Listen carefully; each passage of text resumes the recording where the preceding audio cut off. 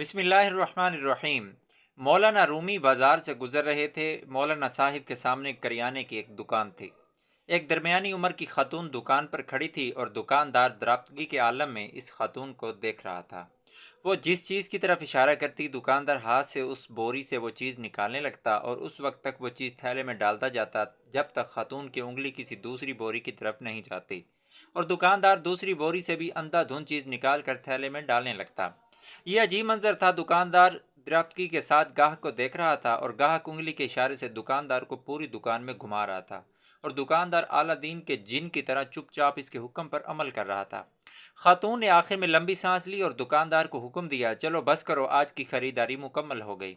दुकानदार ने छोटी छोटी थैलियों के मुंह बंद किए, ये थैलियां बड़ी बोरी में डाली, बोरी कंधे पे रखी और खातून से बोला, चलो जुबैदा, मैं सामान तुम्हारे घर छोड़ आता हूँ।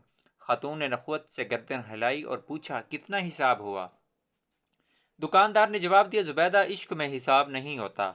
खातून ने गुस्से से इसकी तरफ देखा, वापस मुड़ी और घर की तरफ चल पड़ी। दुकानदार भी बोरी उठाकर चुपचाप इसके पीछे चल पड़ा। मौलाना साहिब ये मंजर देख रहे थे। दुकानदार खातून के साथ चला गया तो मौलाना साहिब दुकान के थड़े पर बैठ गए और शागिर्द गली में खड़े हो गए। दुकानदार थोड़ी देर बाद वापस आ गया। मौलाना साहिब ने दुकानदार को करीब बुलाया और पूछा, ये खातून कौन थी? दुकानदार ने अदब से हाथ चूमे और बोला, जनाब, ये फलां अमीर खानदान की नौकरानी है। मौलाना साहब ने पूछा, तुमने इसे बगैर तोले सामान बांध दिया, फिर इससे रकम भी नहीं ली, क्यों?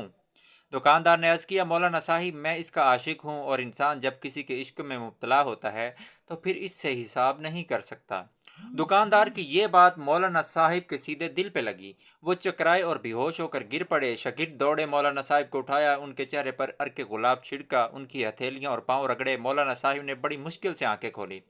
दुकानदार घबराया हुआ था। वो मौलाना साहिब पर झुका और अदब से अर्ज किया, जनाब, अगर मुझसे गलती हो गई हो तो माफ़ी चाहता हूँ। मौलाना साहब ने फरमाया, तुम मेरे मोहसिन हो, मेरे मुर्शिद हो, क्योंकि तुमने आज मुझे ज़िंदगी में इश्क का सबसे बड़ा सबक दिया। दुकानदार ने हैरत से पूछा, जनाब, वो कैसे? मौलाना साहिब ने फरमाया, मैंने जाना तुम एक औरत के इश्क में मुब्तला होकर हिसाब से बेगाने हो, जबकि मैं अल्लाह की तस्बीह भी गिन गिन कर करता हूँ, नफल भी गिन कर पढ़ता हूँ और कुरान मजीद की तिलावत भी और आँख भी गिन कर करता हूँ, लेकिन इसके बावजूद अल्लाह ताला से इश्क का दावा भी करता हूँ। तुम कितने सच्चे और मैं किस कदर झूठा आशिक हूँ। मौलाना साहिब वहाँ से उठे, अपनी दरगाह पर वापस आए और अपने उस्ताद हज़रत शम्स तबरेज़ के साथ मिलकर इश्क के 40 असूल लिखे। इन असूलों में एक असूल बेहिसाब इताअत भी था।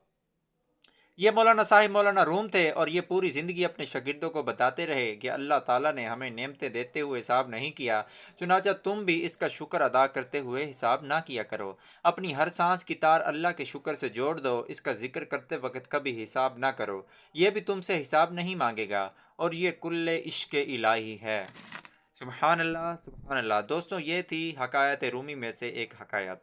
तो उम्मीद करता हूँ आप सबको ये वीडियो पसंद आएगी। अगर पसंद आती है तो मेरे चैनल को सब्सक्राइब करके वीडियो को लाइक कर दें। इंशाअल्लाह और भी सबक अंदोज़ वीडियो इस चैनल पर अपलोड होती रहती हैं। आपकी मोहब्बत का, आपकी सपोर्ट का बेहद शुक्रिया। मिलते हैं एक नई वीडियो के साथ। अपना बहुत सारा ख्याल रखिएगा। अल्लाह हाफिज़।